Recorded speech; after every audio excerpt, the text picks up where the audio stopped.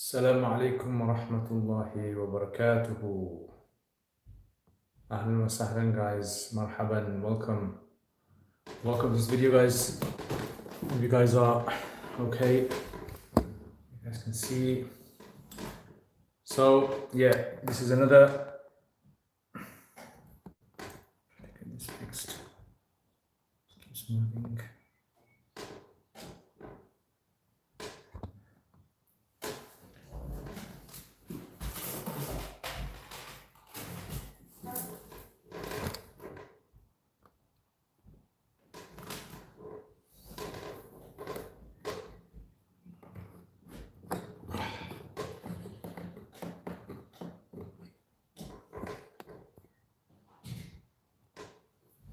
Okay, so again, ahlan wa sahlan. Still moving, guys. Hopefully, should be finished by this week. Wa alaikum assalam. Allah is my line. And yeah, so moving, guys, is a big headache. Yeah, so if any of you guys have ever moved, it's a big headache. It's something which, you got to do a lot of planning. You got to sort out a lot of things, and then you got to get like lots of other sort of issues sorted when you move to a new house. But anyway, once you move, then inshallah it's considered to be okay. Wa alaikum assalam MH. Mishkat Khan. Wa alaikum assalam rahmatullah. Ajmal. Which place you are staying? So I'm living in Birmingham. I live in Birmingham. Is we start upgrading here? No, it's the moving house. So this room is a room I'm going to be using for media. Because previously it was like every time I had to kind of do something, like I wanted some recording or anything, I had to take out all the stuff. I had to set it all up correctly, and that took me like at least half an hour or so to kind of do the whole setup. And then once the whole setup was done and I recorded, then I'd have to put it all away again. So, that's a big headache in itself. So once you got like a room dedicated to recording, and you can have, your equipment, your recording, your camera, and the, stands, everything set up. So all you have to do is just come record, and then that saves a lot of time, and I can get more and more stuff done. So I don't know if you guys are into recording and these kind of things. You know how important it is to have a dedicated area in the house for these kind of things. So this is all for you guys. Yeah, this is all for you guys. Yeah, all of this, dedication, just so that we can have a good content on the channel. So yeah, so moving is almost finished. Doing laminate flooring. I don't know if you guys do laminate flooring. So we are doing laminate flooring, which is good. It's better than carpet in the sense that carpet can get dirty, and laminate flooring is a bit cleaner and looks a bit more nice as well. Only problem is you can hear echoes. So the reason echoes is because if I have my books in here, once I get all my books in, and once I get some padding in the walls, and put some, I don't know if you see online where people have their gaming studios and they have padding on the walls. So that padding, there's different types you can get, but there's some that are very expensive. So I've got to look for the right one so that it can reduce the echo, to the reverberation and the bouncing of the walls. At the moment, what you guys can hear is just bouncing of walls. Sound is just going, hitting the ceiling, hitting the floor. So it's all like hectic. But once books go in, books. One good thing is books can absorb a lot of sound. Yeah, books can absorb a lot of sound. Right, so alhamdulillah, that's a good thing. And also curtains and also carpet. So I'm gonna get put a rug in here. And I've also got my desk. Yeah, so I had to buy a desk, one of the ones that go up and down. So inshallah, once I get my whole setup done and it's fully running, then maybe I can do like a tutorial of my setup. So it's like a table that goes up and down. And this is excellent. This is excellent for people who are on the computer a lot. It's just very good so that sometimes you can stand under your work, sometimes you can sit under your work. Otherwise, what tends to happen is if you sit for a very long time, you do develop lots of joint problems. So I've already got arthritis anyway.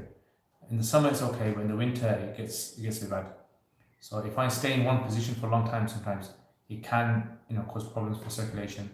So long term you've got to think about these things. So if you are going to sit on a computer, make sure you get the right chair, make sure you get the right computer set up, the camera's the right distance, the computer screen the right distance, hand as well, where your hands go when you type on the keyboard. All of these things are very, very important for your health as well. So 10 years down, 20 years down the line, you don't develop really bad chronic illnesses because of not really taking care of yourself when you were young. So that's it, guys.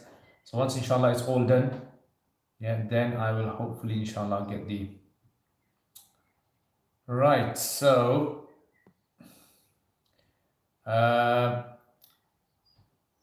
Tahmeed, may Allah make it quick and easy. Ameen. With COVID-19, the headache is that it's just a big problem. Sometimes you go to the shop, you have to stand in a queue, and then you're thinking to yourself, is there any point going?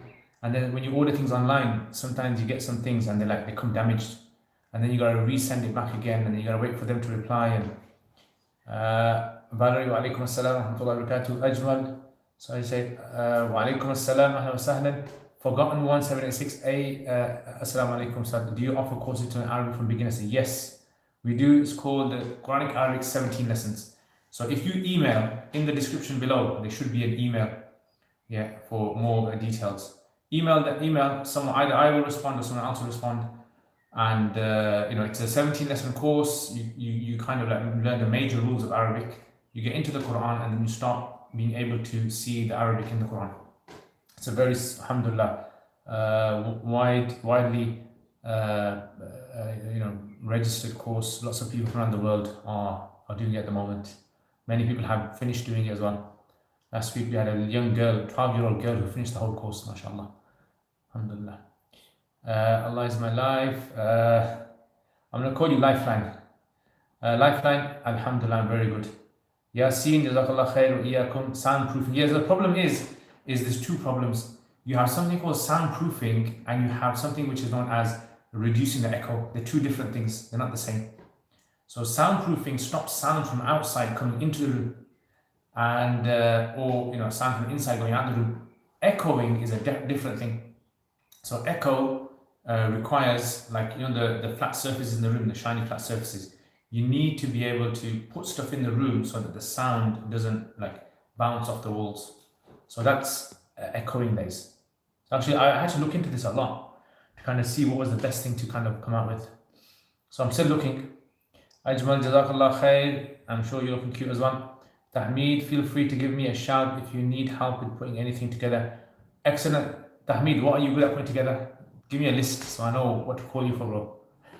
But don't worry, inshallah, Tahmeed. Once it's all set up, Tahmeed, you're gonna come down. You're gonna have a dawat, inshallah, at my house. Yeah, not just tea and biscuits, bro. Maybe some barbecue or something. If my mother-in-law married a second time, is her husband, who's the father, my mahram? Yes. And my teenage girl's mahram? Yes. Yeah, he will be considered to be stepfather. So stepfathers are mahram. Why do Hanafis say thalatha quru as hayd? So basically, the Hanafis say thalatha quru as hayd because they say that the talaq that occurs can only occur in a tuhur. And if you want to act upon what the Quran says, the word thalatha, there has to be 3 complete hayd in order for the ayah to be acted upon. Whereas others say no, talaq, if it occurs in the tuhur, you start counting that tuhur as one of the 3 quru. So 3 tuhurs, this one, the next one, and the one after that. So the Hanafi say, well, that's not acting upon 3 because that's not really 3, that's 2.5. So that's one of the arguments that they use. And I've explained this in my Usul al-Fiqh video. So in my Usul al-Fiqh, Usul al-Shashi, so I don't know if you've done Usul al-Fiqh. So I've got a series on Usul al-Fiqh, which is 28 lessons. And then after that, you do Usul al-Shashi. So in Usul al-Shashi, the Hanafis use this as one of the examples of khas, which is whenever the Quran uses a specific word, we try to act upon it as best as possible. Maz, alaikum salam. What do you use for your videos? Do you still use Wacom? Yeah. So I use various things now for different things I need. So what I'm trying to do, I'll try to make a video of all the kind of different sort of like series that I make, the different equipment that I use and the different software. So for this, for example, at the moment, because I don't have my computer here at the moment, it's at my parents' house. I'm using my phone. It's my phone being used here. But if I was normally doing a live stream, I'd be using my computer with an external webcam. And the webcam is used for when I'm doing those kind of annotations on the screen, like in my Tarkib Surah Qasas and the Quduri ones. That's where I use it. Terate wa alaikum assalam. How's the weather? The weather has been raining quite a lot here. Thunder, a lot of rain. It's been thunder in Malaysia, rain in Malaysia. Yeah, oh, it's cold. Yeah, here it's not that cold. It's okay. Ajmal, are you married? Yes, I am married. Sufyan, wa alaikum assalam wa rahmatullahi wa barakatuhu. Ahlan wa sahlan, Sufyan. Hey, assalamu alaikum. Can we touch any book with Quranic verses written in Arabic, not Quran, during Hayd? Yes, as long as you don't touch the ayats in the book. So when you open the book, you don't put your hands in the ayats. Lion of War, subscribe to you today. Thank you for making me understand more about the beautiful religion. Ameen, Lion of War. May Allah subhanahu wa ta'ala bless you. Thank you very much for your kind, beautiful words. Valerie Ustad, what kind of camera are you using? So at the moment, I'm using my phone. So this is my phone, I'm using at the moment. I don't know if it's clear, but the thing is, I've actually got internet. Yeah, yesterday the internet guy came, managed to fit in the internet. So the internet speed is quite good now. So that's why maybe the visual is quite clear. So the internet upload speed is quite good. I've got the best one I could. But maybe in the future I might need fast internet. I don't know. But at the moment, this is good for me. The line, tell me some habits of the Prophet ﷺ. Google them. You can Google them, inshallah. What mic do you use for sound? So sound I use, at the moment I'm not using any mic, it's my phone. But I've got two mics that I normally use, right? One is called a Blue Yeti Pro, and the other one's called a Rode shotgun mic. It's called a Rode shotgun. I think it's called NTG. How's the gardening coming along? So gardening, I'm gonna take some pictures. I can show you from here, but this looks a bit messy. Started the gardening last weekend, did half weeding. MashaAllah, it started to rain, and then plants went down the drain. I made Ibrahim. So unfortunately, so if any of you guys are gardeners, contact me, tell me some tips of gardening. I still haven't downloaded the app, the plant, what's it called, plant app. But yeah, I've got like lots of gardening to do. I've got to do some slabbing as well, and I've got a shed at the back which I have to repair, which I just realized is getting damaged. So yeah, gardening is going well, but the thing is, I don't know exactly what to kind of do with gardening. It's like a new area for me, because I'm used to the Asian style, which is basically you slab all the whole garden, you put some plants in pots on the side, yeah, and that's it. Yeah, there you go, have a beautiful garden. Whereas here, you gotta take weeds out, and you gotta kind of prune the shrubs and the plants, and you gotta put compost in there, and you gotta, you know. So I'm thinking of making a compost heap, yeah, my own one. So I've been kind of YouTubing it, you know, seeing some different ideas of it. So I'm thinking I might try to do that. It's going to save me as well getting rid of garden rubbish, so I can you know, reuse that again. So I don't know, if you guys have done composting, let me know what how should I go about it. Ashik wa alaikum assalam from India. Ahlan wa sahlan, Ahl Hind. Afghan tunes. Assalamu alaikum from Afghanistan. Pakhair. Right. I don't know Farsi. I know a few words. Chituri. Wa alaikum assalam, Sheikh. I hope you are in the best of health. I have a question. What is stressing me out? I met this sister. We are considering marriage. I believe she is right for me, especially in terms of deen and character. We have talked a lot and feel we are compatible, alhamdulillah. We performed this istikhara to seek confirmation of Allah. We both felt positive prayer. However, I received a dream today with her cheating on me with someone else, even though we are not married yet. So basically, brother, I would tell you this straight. First of all, get your families involved, and istikhara is done after you get your families involved. You do not do istikhara before you have got your families involved. That's not the way istikhara is done. Istikhara is basically the last step. So once you've kind of done everything else, you've checked each other out, families are happy with each other, you've met each other, everything's happy, then you do istikhara and go for it. That's it. So that's what I would say. Otherwise, istikhara is not like you do istikhara and then you know if it's good for you or not. No, it doesn't look like that. Going to sleep what we tell, please. Going to sleep what we tell? I'm sorry, I don't understand that. Saqib Masood, what advice would you give to someone with waswasa in wudu and salat? Yeah, so what I would say to you, brother, is that you have to take it step by step. It's not going to go overnight. You're not going to get rid of it overnight. So what you need to do is you need to, first of all, be honest about it yourself that you got this problem. That's the major step that is. And the second step is trying to get someone to help you, like monitor you. So for example, if you're doing wudu, try to get someone to watch you, right? And try to stick to a certain amount. Yeah, that's the next thing. So first thing is try to get someone to help you if you can. If you can't, try to stick to a certain time that you can do everything in. And the third is you can take the most lenient opinion in wudu. Yeah, as long as your limbs have got wet, it doesn't matter, right? If they're fully wet or not, as long as your limbs have got wet, you can consider your wudu to be done. Rijwan wa alaikum salam. The line, Google them. How should I react? Is this related to istikhara? No, it's not, like I mentioned. Manisha, ahlan wa sahlan. Yasin, what usul fiqh is studied in Hanafi usul after Shashi? So after Shashi, you can study Matn al-Manar. Matn al-Manar is very good. And then you got some commentaries on there like Nur al-Anwar, which is a very, very sort of like easy to follow text. You've got Husami, which is a bit condensed, a bit difficult to kind of follow. And then you can also, there's one called Al-Mujiz. Al-Mujiz, I used a lot of that when I was designing my 28 lesson Usul Fiqh course. There's a lot of that in there. So those are the ones you can buy. And then if you want to really advanced after that, then Usul Sarakhsi, and then after that Usul Jassas. Yeah, those are the kind of ones to kind of go into. If Fajr is prayed late, what would be the latest time to pray for it to be still accepted? Just before the sun rises. As long as the sun doesn't rise, Fajr is fine. Do you have a tripod for the top-down videos? Yes. So basically, I have a tripod which you can put upside down.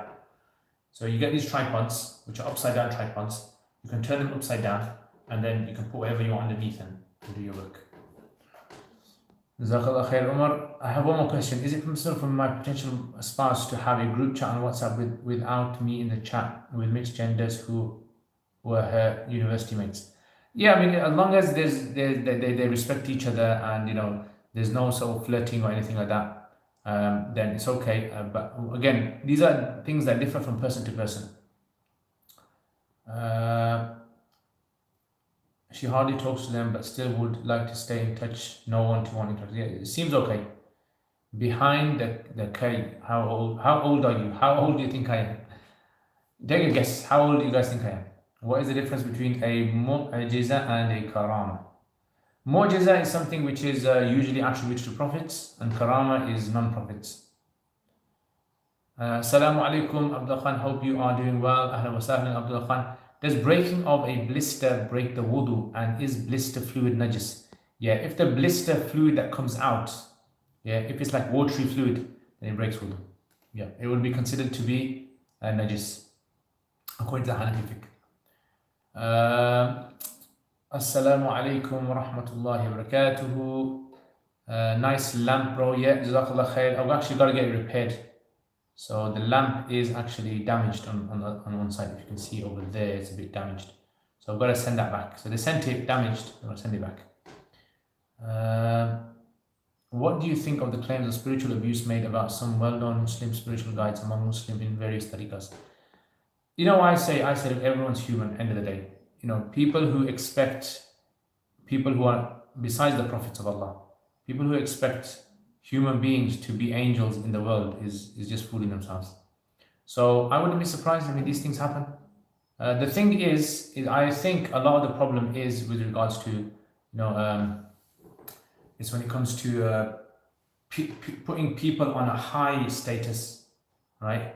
And I've seen some people on my social media, they just like talk about their sheikh so much as though their sheikh is like a prophet. Yeah, like the sheikh is like, can never make a mistake, would never sin, sheikh would never miss a salat, the sheikh would never, you know, and I think this is just silly, because this is just giving a false image of your sheikh. And then when you live a whole life, 10 years, 20 years, 30 years, and you think your sheikh is this magnificent, glorious sort of like human being that is perfect in every way. And then when you find out that he's done something wrong, and then your heart's broken, that's it, that's what happens. So my teachers, I don't see my teachers as being perfect. Alhamdulillah, my teachers help me through my knowledge. I make so much dua for my teachers. But I still know that if my teachers tomorrow were to, I found out some sin about them or something, I understand they're human beings at the end of the day. So, I ask Allah to forgive them. But that's the problem when we kind of approach these kind of things. We don't know the balance. Many of the general public, they don't know how to draw a line, in their own perception of their sheikhs. That it just becomes something which is like, silly sometimes, unfortunately. So yeah, spiritual abuse, unfortunately, it's going to happen. You've got to be very careful. Don't get too, opposite genders, male and female, don't get too close to your teachers, to your sheikhs. If you feel as though, you're going to get, into this kind of situation, don't get too close. Contact with them, that's fine. But keep everything professional. Keep everything through emails. Keep everything through, so like a way that's everything's recorded. Yeah, and that way, shaitan as well is there all the time, I would say. Jazakallah khair, may Allah bless you too. Mullah, Allah, 32 years old. Allah. Okay.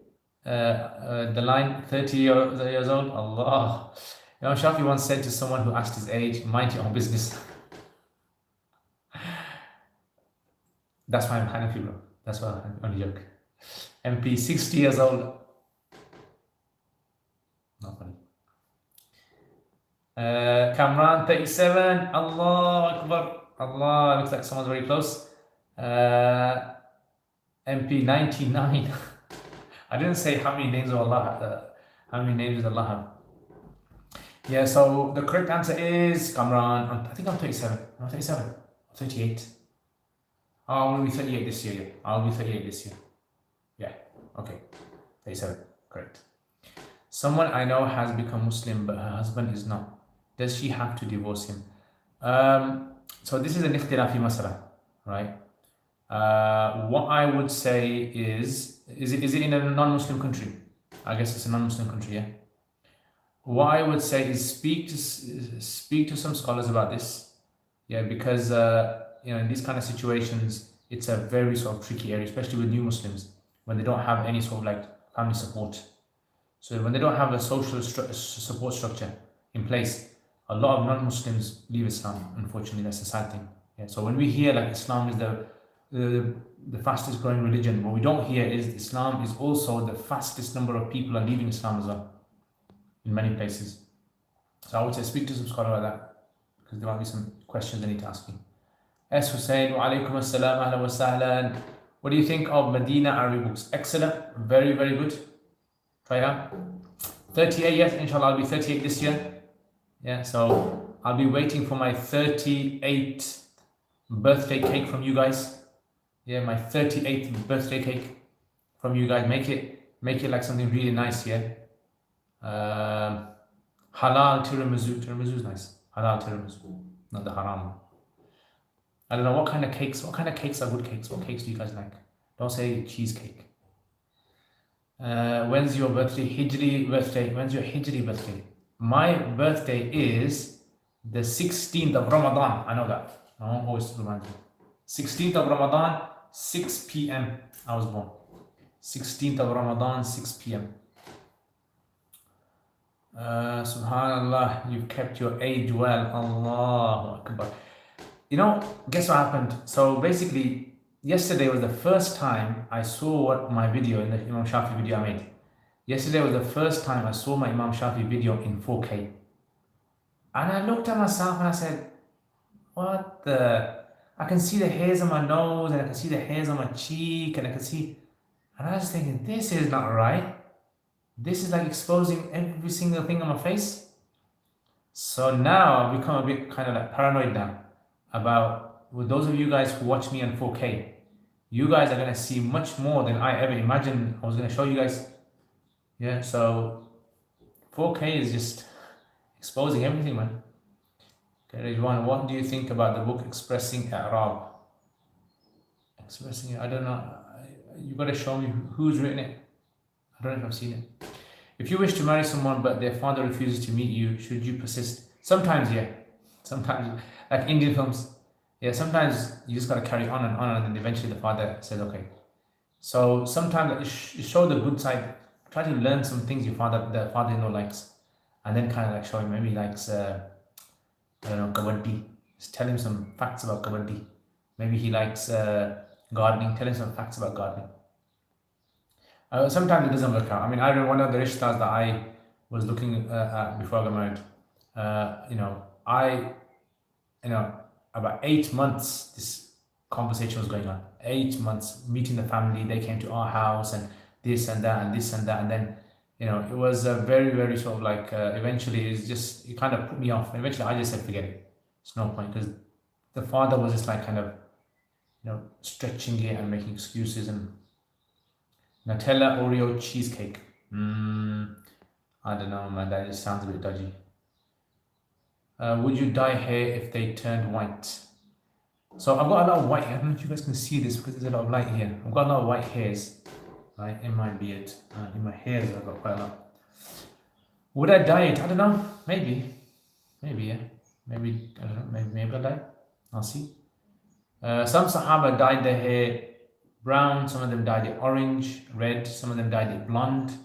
So I don't know, I had some blonde streaks in my hair. Umar, Sheikh, does a wedding have to be segregated between genders, Islamically speaking? So a wedding does not have to be specific. Like when we say gender, like, do you mean that are you not allowed to see another woman in the hall? So not necessarily. Just like in public, you go stand at the bus stop, there's men there, there's women there. What I would suggest is, if families are sitting together, right, and then you're not going to be sitting on a table where there's people who are showing certain parts of their body which Islamically is inappropriate, then as long as you're sitting separately on separate tables, I don't see an issue with that. Which subject is your favorite from the Islamic sciences? It all depends on my mood, depends on the season, depends on what I'm teaching. Alhamdulillah, today we finished Nukhbat al-Fikr. Yeah, so Nukhbat al-Fikr, I've taught Nukhbat al-Fikr several times. The first time I taught Nukhbat al-Fikr was in madrasa. Yeah, in madrasa, I taught it once. There was a student who wanted to learn it from me. And I taught it to him in about 2 weeks. Quickly just went through it. And I've taught it a few times before. And this time I've taught it the longest I've taught it. Right? I've kind of gone into a lot of detail and a lot of sort of like, looking at other texts as well in class. So alhamdulillah, today was the final day and I finished it. I managed to finish Nukhbat al-Fikr, and Monday in the class I'm going to be starting Muqaddim al-Salah. So at the moment, hadith is something I'm really into. Fiqh and hadith and poetry is what I do. Mishkar, what's your opinion about listening and watching videos of Shamsi and Muhammad Hijab in Speaker's Corner? Please share. I don't really watch them. Personally, I'm not into debates, right? 90% of people who watch debates are not good at debating themselves. They just watch it because they want to get the feeling, the buzz of a Muslim winning, and they only watch the ones where the Muslims win, right? They don't want to watch the ones where the Muslims lose, because it's entertainment in the day. So a lot of people who watch these kind of Speaker's Corner debates, they're purely watching it. I would say 90% of them are not watching it because they really have these kind of questions about Islam and they're trying to find the answer. 90% are watching it because they love Muhammad Hijab. Big guy, tough guy, looks good, very confident, very intelligent, and they want to see him beat other people and humiliate them. That's basically, unfortunately, I think a lot of people want to watch these kind of things. So I personally am not into that kind of stuff. And if you are into it, then mashallah, you're only going to be into it for a little while, trust me. It's a phase. It's usually, I would say, people between the ages of late teens to late 20s, they are into this kind of stuff. Once you reach after 30, mid 30s, you're not into this kind of debating. You don't really kind of like watching these kind of things. If I study Arabic, should I skip the first year of Alimiya, which focuses on Arabic, or should I do it? It depends how much you study. Depends how much Arabic you study. It all depends. If you can study outside a lot of Arabic and you can skip 2 or 3 years, possible. But you can study outside, but you didn't learn much. Tres leches cake. What's that? I'm gonna Google that one. Tres leches. Yeah, probably messed up the pronunciation of that one. Abdullah Khan, Barakallah fi umrika ya ustadi. Shukran, afwan. Barakallah fi umrika aydan, mashallah. وفي أهلك وفي مالك. Someone made this dua for me. وزوجك حور العين. Chocolate strawberry cake with caramel. Chocolate strawberry cake with caramel. Wow. That's a proper killer, that is. Okay, I'm going to go for that one. Actually, you know what? Shall I make a cake? Do you guys think I should make a cake and record it? 4K equals OCD. Yes, OCD for me, man. Okay, Ridwan, David Solomon, Jel wrote it. Okay, I'm not sure. I don't think I've seen them. Ustadji, I am planning to get dental implants for some of my molar teeth due to cavities. Since these are artificial, will these impact? No, it's fine. For medical purposes, anything of that sort, it's fine. Can you give us some tips on advising someone about marriage if they don't listen to you? Baseball bat, bro. Get the baseball bat out. Yeah, baseball bat is the ustad of all ustads. Only joke.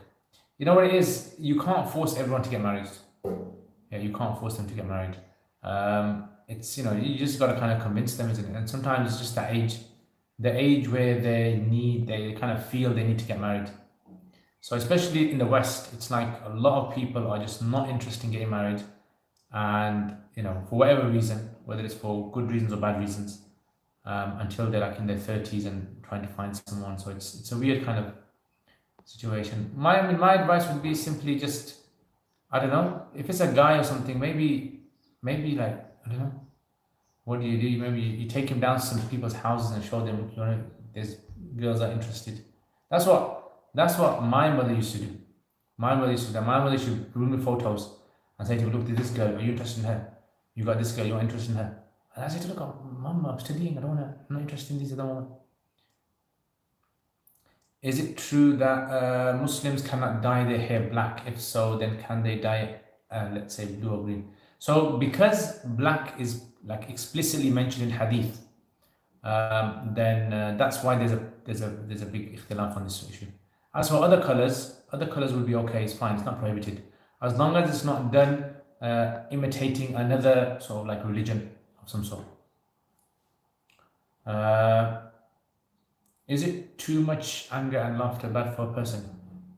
Not necessarily. It depends people's emotions. Some people are very emotional. Some people are very sort of, angry, get angry quick, blood pressure, all that kind of stuff. Yeah, so could be good for them, could be bad for them. Sayyid Muhammad Alawi Malik's book, Al-Qawaid al-Asasiyya fi Mustalah al-Hadith, is great for students before studying. Okay, alhamdulillah. Lifeline, is it good to tell others about dreams? If yes, then what kind of dreams can be shared with others? As long as it's kind of a dream, I would say a dream where you feel positive about it. Dreams where you feel positive, tell other people. These debates are all about controversy. Yeah, I'm with you on that one. Another question, Ustadji. Sometimes I get ballpoint ink on my hands, oil, and it doesn't come off with the water immediately. No, it won't be a barrier. It will be fine. Yeah, because barrier is a crust. It has to be thick, like a crust. Yeah, so these kind of things are fine. Are you planning on producing any new Arabic grammar series? At the moment, I'm doing Sharh Qatar al-Nada, but that's only available at the moment for my patrons. Yeah, so I'm going to be doing some more stuff for my patrons as well, inshallah, with the new setup. So at the moment, it's Sharh Qatar al-Nada for my patrons at the moment. But yeah, in the future, I'm thinking about some stuff maybe. Can a person perform salah after beginning time, but before the adhan? And if someone does, do they have to repeat it? If a person, yeah, as long as after beginning time is fine. Yeah, as long as the salat has started, like dhuhr has started and you prayed, then that's fine. Yeah. So, Sab, you are looking very good today. Jazakallah khair, someone. Thank you very much. It's the noor from outside. So basically, where I am sitting here, there's like natural light. Natural light is the best light. Every cameraman knows natural light is the best light for filming. It's what they call soft light. So the soft light, it kind of like produces a nice soft on the skin. So it kind of hides a bit of like defects on the skin as well. That's why if you look at these makeup artist videos, you'll see that they like to use natural light or artificial natural light because it does that. But yeah, Jazakallah khair, someone. Is it true that Ibn Abidin is the highest authority in the Hanafi madhab as practice? Not necessarily, no. Ibn Abidin, he has written a very sort of like comprehensive book. So that's why a lot of people like resort to him, but he's not the highest authority. Like the highest authority is someone that came in the past. Could be someone that came in the past. Could be someone today. But yeah, he's a very authoritative figure.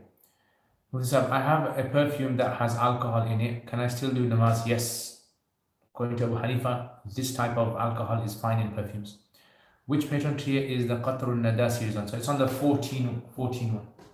Yeah, $14 a month. It's in there. So I'm going to do some maqamat as well.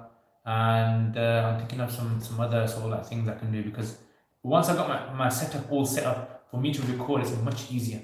All I have to do is put the camera on, do recording, and then I'm gonna be because I've spoken to my editor as well, and I've told my editor I'm going to be giving more videos to him as well. Weekly I'm going to maybe giving him like double or triple the number of videos to edit, and that's going to help me a lot. It's going to spare me time to be able to focus on other things. Because I'm thinking of doing, a lot of you guys have been asking me about a day with Shaitan, do my series on the day with Shaitan. I'm gonna do that.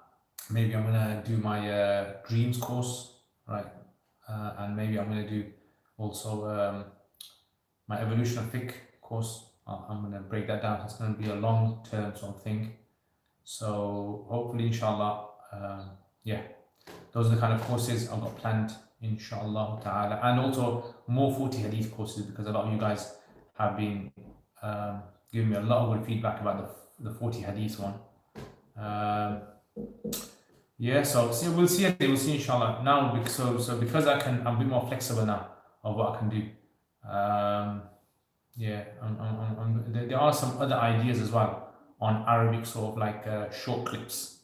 I was thinking maybe I can do something on things like, like little like important like issues in each science, important issues in Nahu that people sort of like make mistakes in or don't know, important issues in usul fiqh, important issues in usul hadith, things in Sahih Bukhari, things in Tirmidhi, things in like give people like a taste of different areas, so that at least then what happens is you provide a sort of like this sort of like an insight into what areas are interesting to go into. Like if you're interested, if you've never been interested in usul hadith, you don't know what it's about. By going through like these little videos, what will happen is you're going to start to realize, oh, this is why usul hadith is so important for Muslims. This is why at the moment we need experts in usul hadith, or this is why we need experts in usul fiqh, or I don't know. Yeah, so that those are some of the ideas, and hopefully and try to kind of finish off a lot of the other stuff that I started. Yeah, do it more consistently. So yeah, that's basically what I'm gonna try and do, hopefully, and with your du'as, you guys making du'as for me as well, I know, and also the Patreon as well. So patrons, for the patrons, make videos for them, and podcasts. I'm thinking, podcasts, maybe start working more on the podcasts, improve them, new sort of equipment for that. Who is the best Hanafi scholar today? I don't know. It depends. So at the moment, like when we say who is the best doctor today, if I said to you who is the best doctor, so you'll go to me, I don't know. It's because different doctors are specialized in different areas. So there are some doctors who are experts in neurology, some are experts in cardiology, some are experts in orthopedics, and some are experts in various fields. So this is the same with scholars as well. So you don't get like an ultimate Hanafi scholar today who knows everything. You get a scholar who is an expert in a certain field. In relation to wudu question, would you dry super glue be classed as a crust? Dry super glue. Yeah, that would be. I would say that would be a crust. But the thing is, if you can't take it off easily, then it's fine. It's ignored. Any tips to retain information for exam preparation? It all depends. I mean, I can tell you how I do stuff. I can't tell you how it will be useful for you. The way I would do stuff is, like, every time I study a lesson, I try to prepare for the lesson. That's the first thing. Prepare as much as I can, understand the lesson as much as I can. And then when I sit with the teacher kind of like fills in the gaps. And then after the lesson, I revise.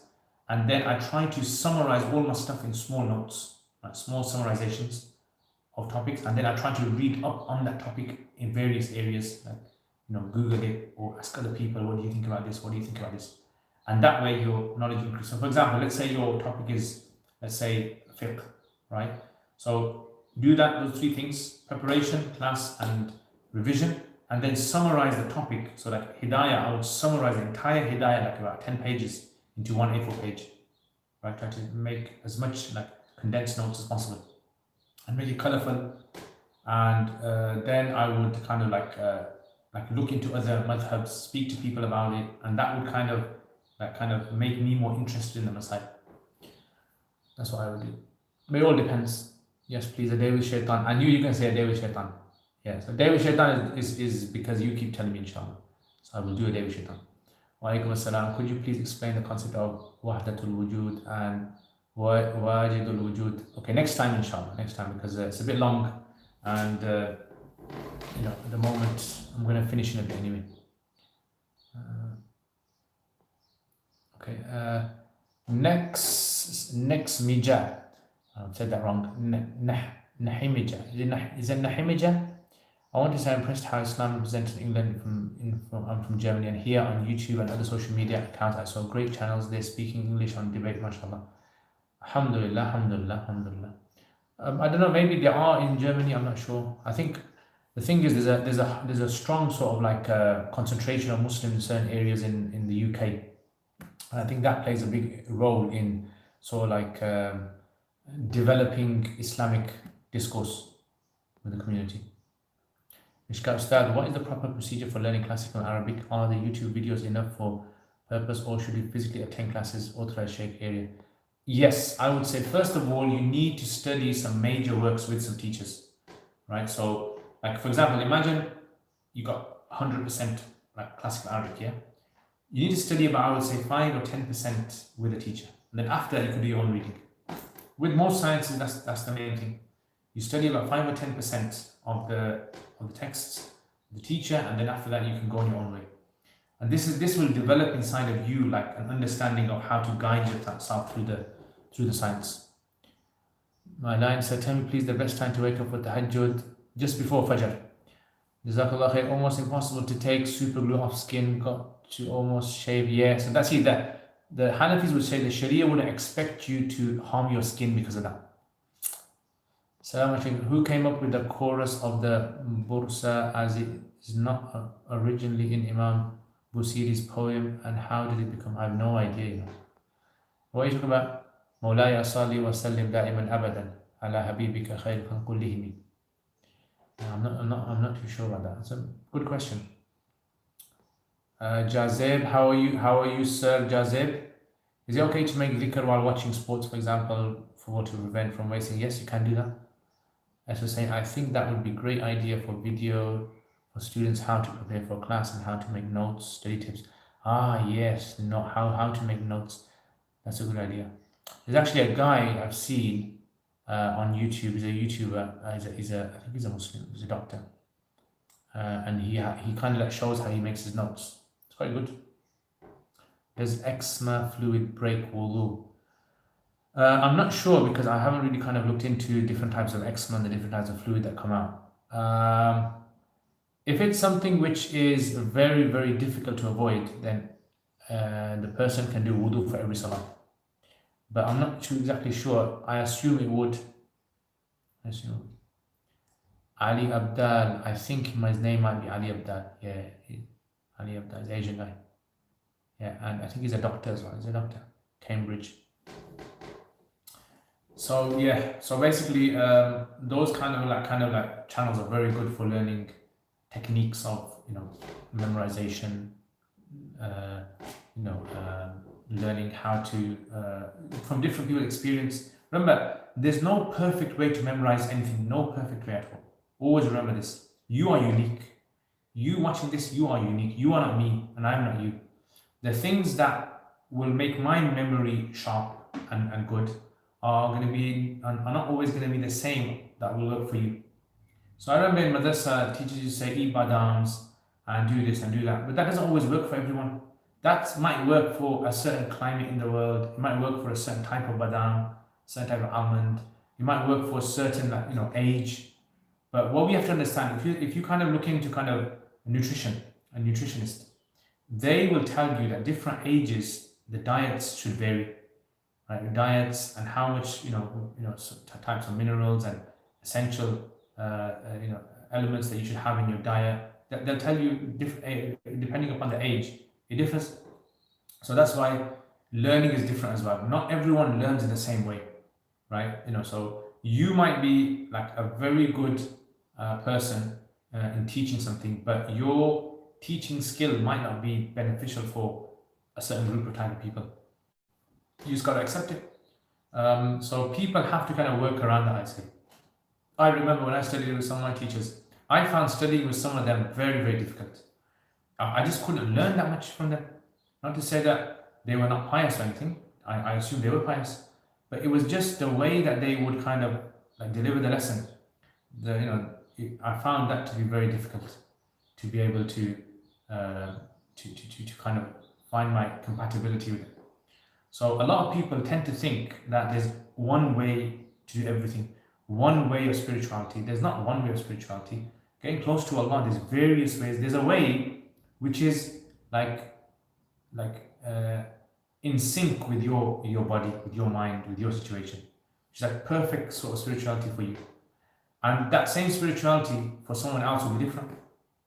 Yeah, maybe they will have to do something else to kind of get close to Allah, the way that you get close to Allah in doing certain actions, ibadat, right? So it all varies, I'd say. So these kind of things, that's why I can give you my experience on these kind of topics, but I don't think there is an ultimate answer for these kind of issues. Yeah, so can you please give some tips to start reading books? I would say reading books, what I find useful in reading books is if I have a topic I'm after, and I start reading a book because I'm after that topic. So it depends, what kind of things are you interested in? What kind of things are you interested in? Are you interested in Islamic subjects? Are you interested in other subjects out there? Maybe you're interested in entertainment, maybe you're interested in sports, maybe you're interested in cooking or in just like kind of conversation, improve your communication skills. So you look for the thing at the moment, what are you really interested in? And then start working around that. Start collecting books on that particular topic, start reading through them. I personally say that is the best way to develop yourself in reading. Otherwise, do not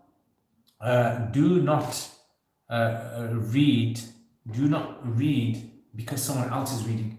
So if someone else says to you, look, I'm reading these 10 books at the moment, don't think you have to read those. You don't have to. You don't have to read anyone's books. You should be reading the books that you're interested in. The things that kind of really sort of like,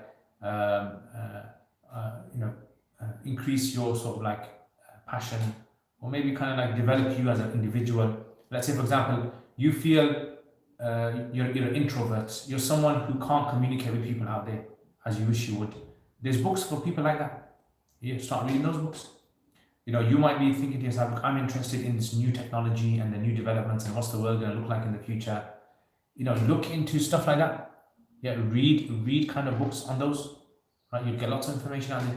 That's personally, I think people need to stop trying to copy other people.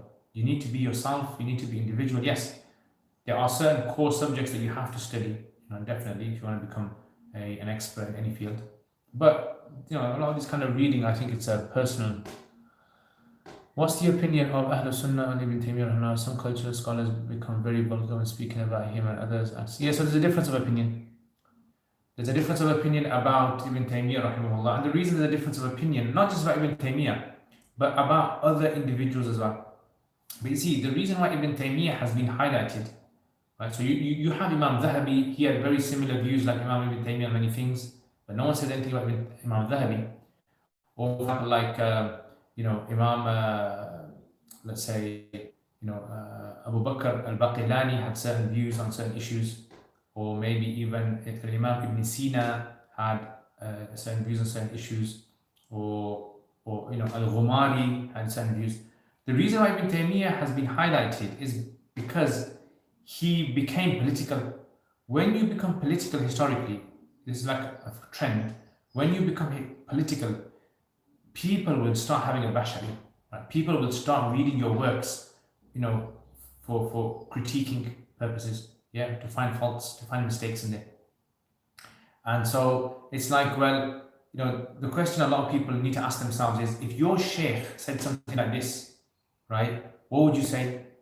Would you defend him and try to interpret what he was saying and try to find like a plausible answer for him?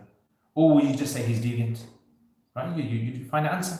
So what seems to happen is people, for their own sheikhs, they are willing to bend their backs, right? Bend over backwards to try and interpret what they said to make it sound right. But then when it comes to another individual, they'll just straight away just say, this guy's deviant. He's deviant. He said this. He's deviant. Look what his book says. He's deviant. And I think that is a very big injustice that's been carried out by, unfortunately, some YouTube channels do this, and some individuals in their posts do this, ultimately on the day of judgment, Allah subhanahu wa ta'ala is going to bring everything into clarity. So we've got to be very careful about individuals like Ibn Taymiyyah rahimahullah and others. Yes, he has said certain things which are very, very problematic, without a doubt, right? But that's what happens with people. They do say things problematic, and you've got to understand when to take those problematic things and when to leave those problematic things. And at the moment, with very famous celebrity scholars at the moment, there's lots of sort of issues that will pop up, and then all of a sudden some people will defend them blindly, some people will totally sort of ignore them, right? Some people will stand, will put them into the category of kafir or mubtadi or innovator. And unfortunately, I personally think it's like a culture, a cult sort of mentality out there. Is it important for us Muslims to know about the Dajjal and Mahdi? Because I never hear his topic. I saw some videos, it was completely new to me. Yes, definitely very important to know about the Dajjal and Mahdi, but you don't have to kind of make that your topic for every single day. So you don't have to say every single day I need to learn about Dajjal or Mahdi, he's going to come. No, you don't have to do that. You just have to be aware of it, and that will be fine. Yeah, be aware. I made a video on it. I've heard people say that there is only barakah in your ilm if you learn from your own teachers, and that if you study from other than your madrasa, ilm will not have barakah. You know what I'm going to say, yes, Hussein, about that. See, this kind of mentality, right? Let's look at it this way then. Let's look at it. The best way to study is the way that the Sahaba studied and the Tabi'in studied and the Tabi'in, right? The early generation's way of studying is the best. None of us will disagree on that. So, did they study from different people? And we say, yes, they did. They studied from all sorts of people. In fact, Imam Bukhari in his hadith has narrations from Khawarij, has narrations from Shia, has narrations from different sects at that time. So if they were okay with taking hadith, then the most highest quality sort of ilm that we have in our tradition, then this is something that we need to ask ourselves. Why are we putting restrictions on people from studying from other individuals, even if we might class them as not being so rightly guided? But the classical scholars, they were okay in studying sciences from various people. So personally, I think a lot of people are doing this because they have fear. They have this kind of fear, possibly, of if my student goes and studies with them, what if he gets deviated? And that's in the hands of Allah. End of the day, if they're going to become deviated by studying by them, maybe they might become deviated by reading a book. Let's say after they qualify and studying by you, and they find a book or something, and they become deviated and they leave Islam. That's not in your hands. You have taught them what you believe was needed for them, and they learnt it, and you've done what you've done, right? And my teacher once, he told me something similar as well, and he said that, he said there was a sheikh once in Pakistan, and he was a very, very well-known sheikh. He was very knowledgeable, he had amazing memory and all that. And unfortunately, some of the most deviant individuals that sort of like popped up in Pakistan were his students. They studied from him in the early years, and then later on they deviated. So someone deviating from like the normal sort of like mainstream Muslims does not mean it was your fault. Yeah, you tried your best, end of the day. So I personally think a lot of it is to do with people who are, scared of this idea. They think it's like, you feel you're some people who are overprotective of their children, and they don't want their children to go here. They're going to get scared, something's going to happen. They don't want to go here, and they kind of restrict their children so much that after the child reaches the age of 18, 19, and they go into university and they see all these things for themselves, they sometimes, unfortunately, they become rebellious. So I personally, when students are learning, I tell them, look, focus on your teachers at the moment, learn properly. And then when they get into like the third year and the fourth year, especially fourth year and fifth year, then I encourage them to read into other scholars, listen to what they're saying, see the argument for yourself. Because when you're teaching, you're not just giving the student ilm, right? You're not just kind of like disseminating knowledge to them. What you're doing is you're trying to create inside of them a scale, a balance in their mind, right? This scale, you're trying to develop inside of them that this is how you're going to weigh knowledge. Okay, knowledge is going to come to you, and you need to know exactly how to deal with this knowledge. And I'm going to give you this sort of like technique, right, through my teaching, so that I believe this is the best way to weigh the knowledge. Now, if they want to carry on with that and develop it and start to enhance it, alhamdulillah. And if they don't, and they just want to start their own sort of like confused, imbalanced scale in their mind. And this imbalanced scale, where you get it from? You get it a lot from people who don't study with teachers. The ones that just read on their own, they do their self-study. So they start to develop their own idea of what the ultimate measure is, academic measure is, to read tafsir books or to read fiqh books or to read. And that's where they start to, have all these shak and doubts, confusion. So yeah, I when students reach a certain level, I encourage them to read the works of other people, even if I disagree with that individual on many issues. I will still tell them to read it, because I want them to know, okay, what's in this book? Like, you need to know why I believe what he's written in this book is wrong. You need to see for yourself. So that way, what happens is it creates inside the student a long-lasting sort of like this compass, moral compass, academic compass. That's my, I don't know if you guys agree with me or not, but this is something which some people will disagree with me and say, no, madrasa or studying with students, you need to be with them all the time. They need to be connected to you until you die. They need to ask you all questions. They can't go to anyone else. And I feel that's wrong. That's not the way of our scholars in the past. It's never been the way of our scholars in the past. I mean, I have teachers. Imagine, many people have disagreements with Sheikh Albani. Yeah, many people have disagreement. I've got teachers who are experts in the science of hadith, who actually went and studied with Sheikh Albani. Some of the best students of Sheikh Albani, who, when I was studying, were alive in Pakistan, and probably didn't know that. Like one of my teachers who got ijazah from Sheikh Hassan Jan Saab. Yeah, he was killed last year, unfortunately. Sheikh Maulana Sheikh Ali Khan Saab.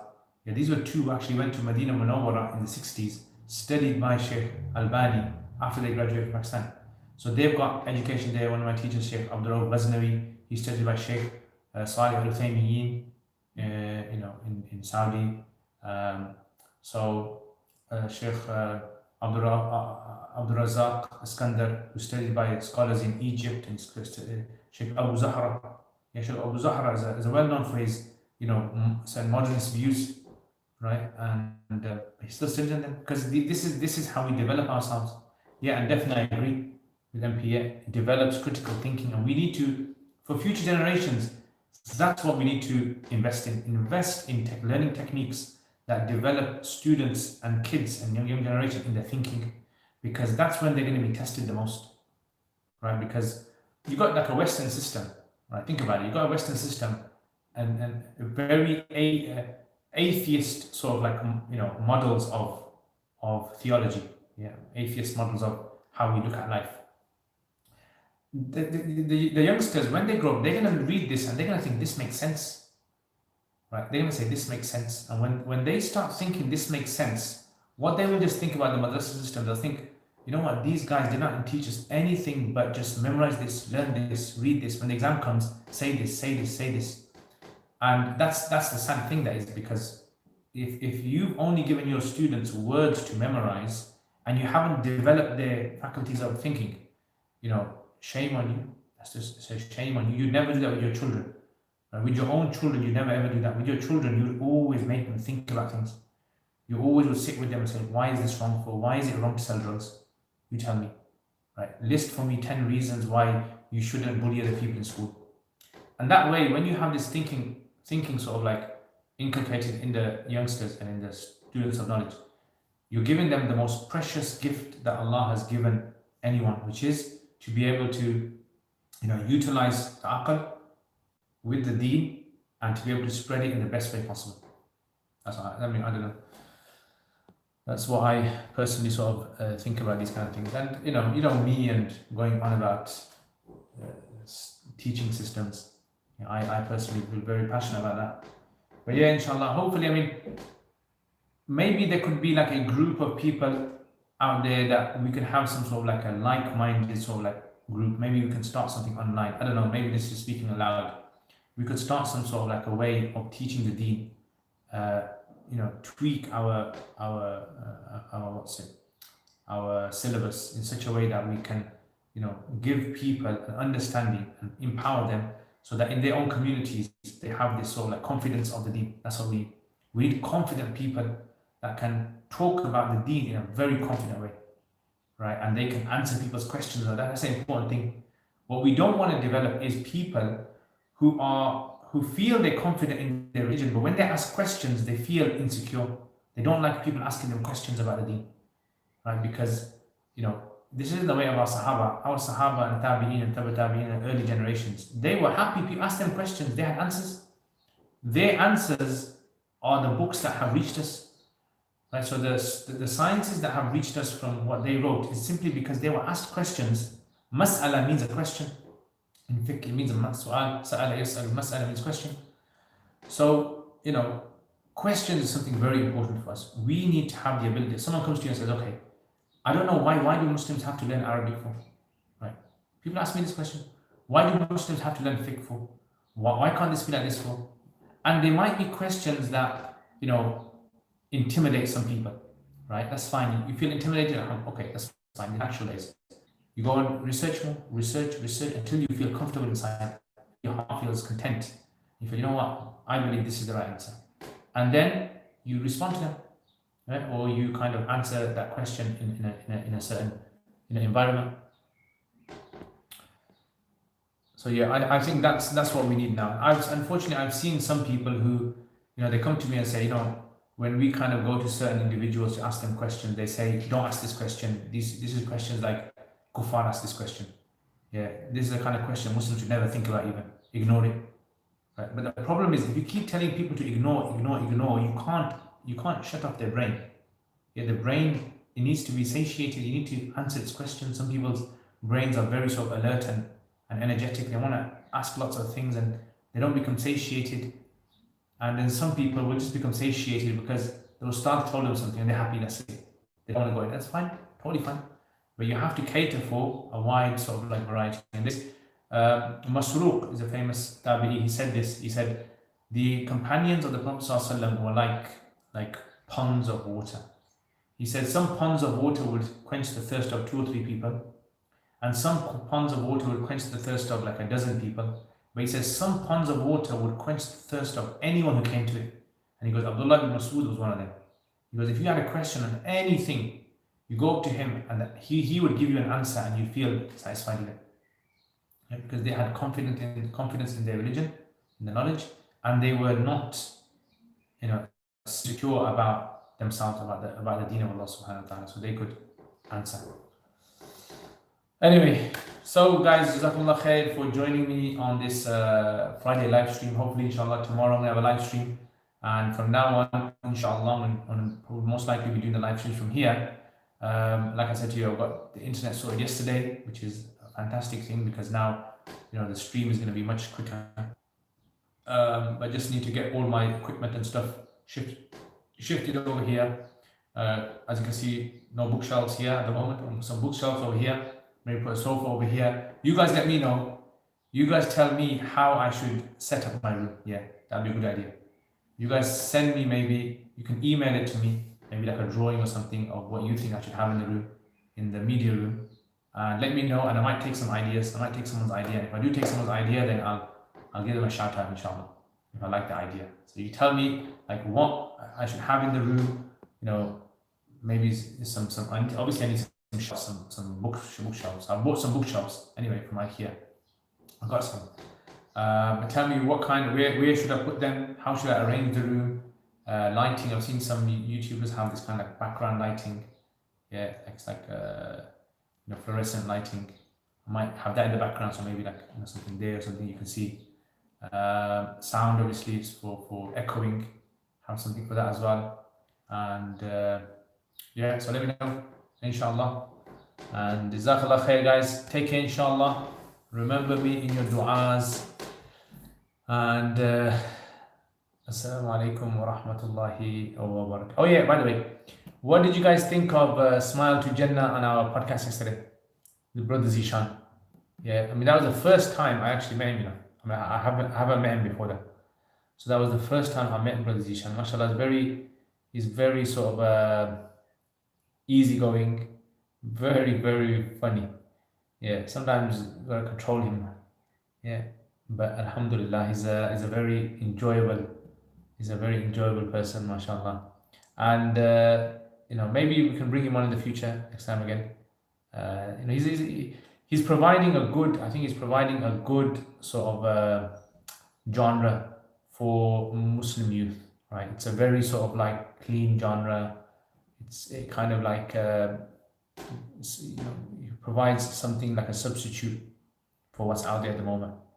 And that's what I was saying to him yesterday, that I think there's lots of talent in our Muslim community. Definitely lots, 100%. There's talent in that community, but we just need to tap into that. We just need to know exactly how to get it out of people.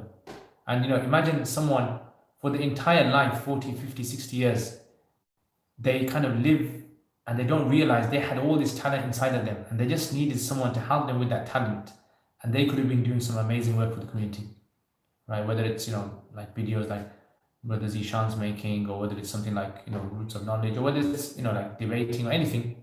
We've got a lot of talent, I personally, in men and women.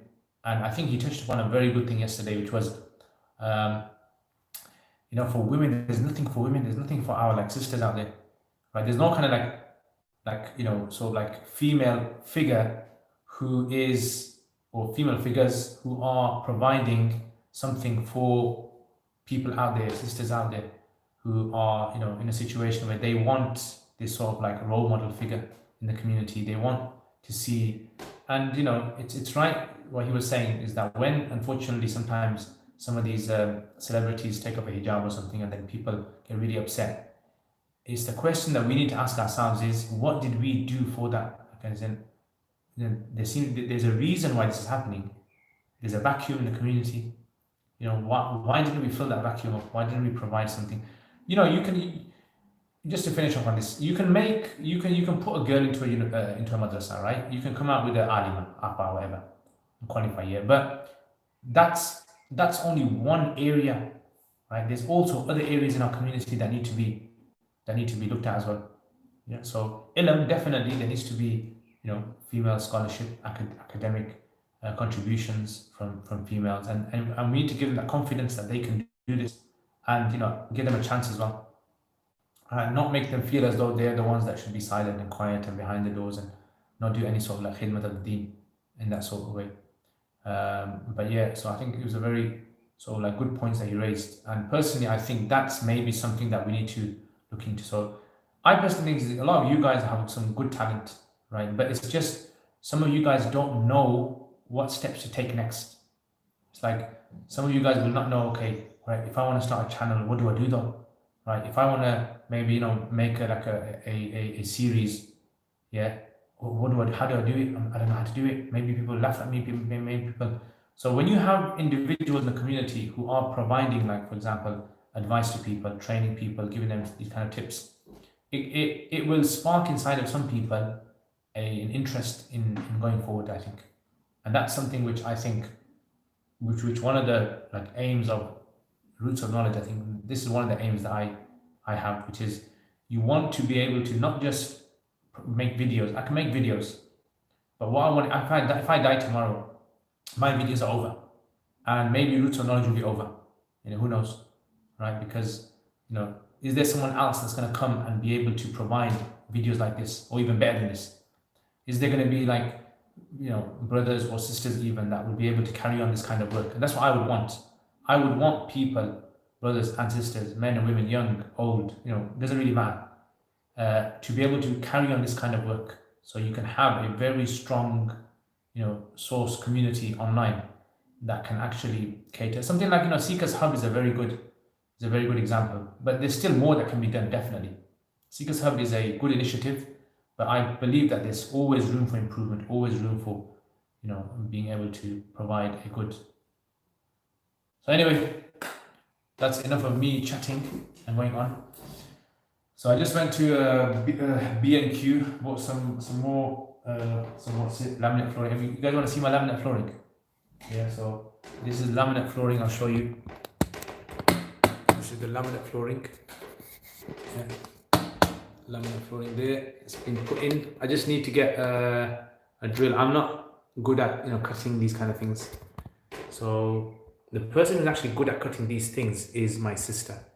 My sister and her husband are very good at this kind of thing. So my sister, inshallah, is going to come on the weekend, hopefully. So if you're watching, my sister's watching, you better come on the weekend. So she's good at this kind of stuff. I need to improve on that. So we're going to cut down. I'll put these other pieces in. It's very easy to do, by the way, laminate flooring. If you guys have done it, very, very easy to do. Only problem is you don't want squeaks. That's the kind of thing you don't want. Squeaks are a very bad thing. So yeah, Jazakallah khair, guys. Hit the like button if you like this video, and also share it with your friends, family. Check out my other videos as well, if you haven't seen any other videos.